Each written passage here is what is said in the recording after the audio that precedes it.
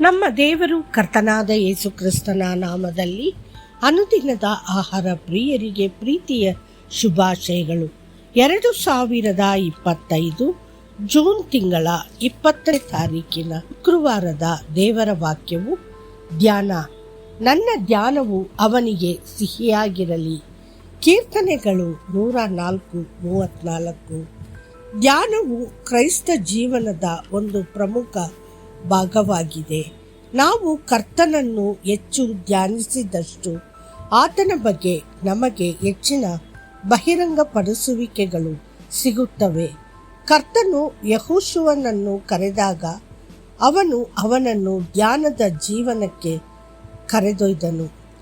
ಈ ಧರ್ಮಶಾಸ್ತ್ರವು ನಿನ್ನ ಬಾಯಲ್ಲಿ ಇರಲಿ, ಆದರೆ ನೀನು ಹಗಲಿರುಳು ಅದರಲ್ಲಿ ಧ್ಯಾನಿಸಬೇಕು. ಯೆಹೋಶುವ 1:8 ಎಂದು ದೇವರು ಅವನಿಗೆ ಹೇಗೆ ಸೂಚಿಸಿದನೆಂದು ನಾವು ವಾಕ್ಯದಲ್ಲಿ ಓದುತ್ತೇವೆ. ಅಂತಹ ಧ್ಯಾನದ ಫಲಿತಾಂಶವೇನು?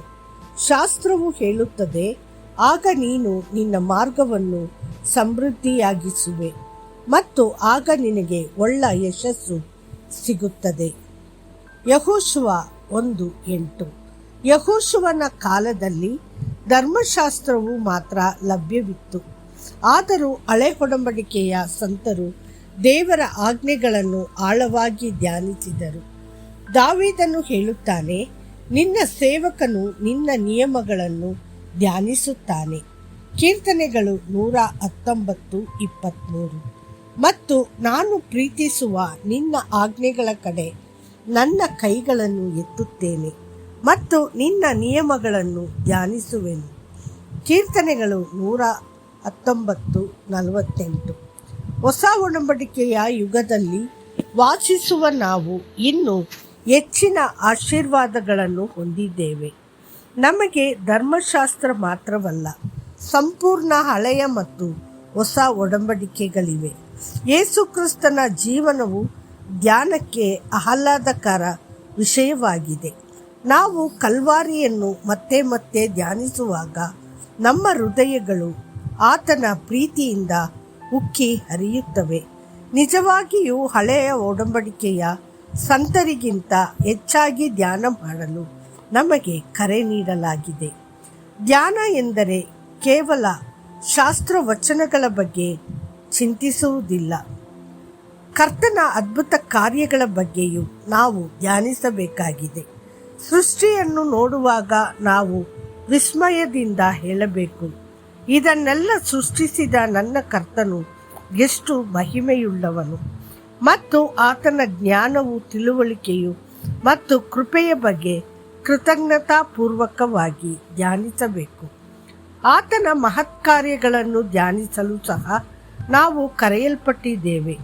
ಯೋಬನ ಸ್ನೇಹಿತರಲ್ಲಿ ಒಬ್ಬನು ಅವನಿಗೆ, ಓ ಯೋಬನೇ, ಇದನ್ನು ಕೇಳು, ಸುಮ್ಮನೆ ನಿಂತು ದೇವರ ಅದ್ಭುತ ಕಾರ್ಯಗಳನ್ನು ಧ್ಯಾನಿಸು. ಯೋಬನು 37:14 ಎಂದು ಹೇಳಿದನು. ಯೋಬನ ಹೋರಾಟಗಳ ಮಧ್ಯದಲ್ಲಿಯೂ ಸಹ ಕರ್ತನ ಮೇಲಿನ ಧ್ಯಾನವು ಸಾಂತ್ವನ ಮತ್ತು ಸಂತೋಷವನ್ನು ತಂದಿತು. ಅಲ್ಲದೆ ದೇವರ ಅದ್ಭುತಗಳ ಬಗ್ಗೆ ಧ್ಯಾನಿಸಿ.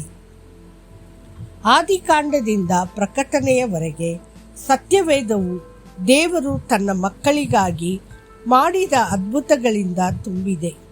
ನೀವು ಇವುಗಳ ಬಗ್ಗೆ ಧ್ಯಾನಿಸುತ್ತಲೇ ಹೋದಂತೆ ನಿಮ್ಮೊಳಗೆ ನಂಬಿಕೆ ಮೂಡುತ್ತದೆ. ನೀವು ನಂಬಲು ಪ್ರಾರಂಭಿಸುತ್ತೀರಿ. ಸತ್ಯವೇದದ ಸಂತರಿಗೆ ಅದ್ಭುತಗಳನ್ನು ಮಾಡಿದ ದೇವರು ಖಂಡಿತವಾಗಿಯೂ ನನಗೂ ಅದ್ಭುತಗಳನ್ನು ಮಾಡುತ್ತಾನೆ. ಈ ರೀತಿಯ ನಂಬಿಕೆಯು ನಿಮ್ಮ ಜೀವನದಲ್ಲಿ ಅದ್ಭುತಗಳನ್ನು ಪಡೆಯಲು ನಿಮಗೆ ಬಾಗಿಲು ತೆರೆಯುತ್ತದೆ. ಮತ್ತಷ್ಟು ಹೆಚ್ಚಿನ ಧ್ಯಾನಕ್ಕಾಗಿ ನನ್ನ ಹೃದಯವು ನನ್ನಲ್ಲಿ ಬಿಸಿಯಾಗಿತ್ತು. ನಾನು ಯೋಚಿಸುತ್ತಿರುವಾಗ ಬೆಂಕಿ ಉರಿಯಿತು.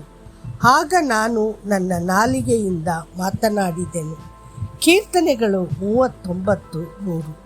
ಕರ್ತನು ನಿಮ್ಮನ್ನು ಆಶೀರ್ವದಿಸಲಿ. ಆಮೇನ್.